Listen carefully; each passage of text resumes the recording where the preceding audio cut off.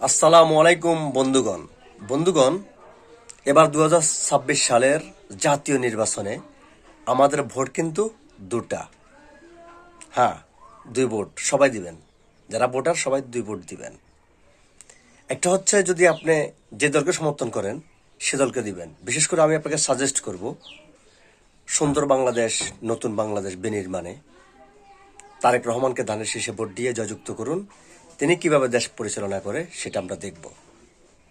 এরপর আরেকটি ভোট হচ্ছে হ্যাঁ ভোট এবং না ভোট। অবশ্যই এই দেশের জন্য, দেশের চোরদের, দুর্নীতিবাজদের বিচার করার জন্য, চোর এমপি মন্ত্রীদের বিচার করার জন্য, চোর কাউন্সিলর, পুর মেয়র, সিটি মেয়র এদের বিচার করার জন্য, রাষ্ট্রনায়ক যে হবে সে যদি চুরি করে তার বিচার করার জন্য অবশ্যই হ্যাঁ ভোটে ভোট দিবেন কেন্দ্রে গিয়ে।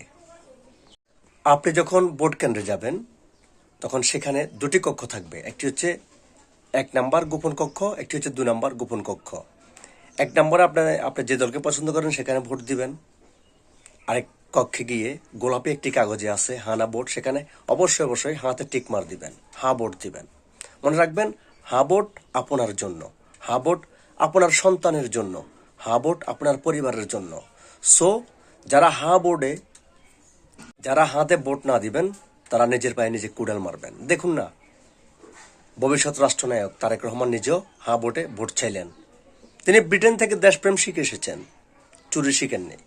চুরির বিরুদ্ধে যুদ্ধ করতে বাংলাদেশে এসেছেন, দুর্নীতিবাজদের বিরুদ্ধে যুদ্ধ করতে এই তারেক রহমানই বাংলাদেশে এসেছেন। সো আপনাকে বলছি, নো কম্প্রোমাইজ। দাবি একটা সবার কাছে, হ্যাঁ ভোটে ভোট দিবেন, সব চোরের বিচার হবে ইনশাল্লাহ। আল্লাহ হাফেজ।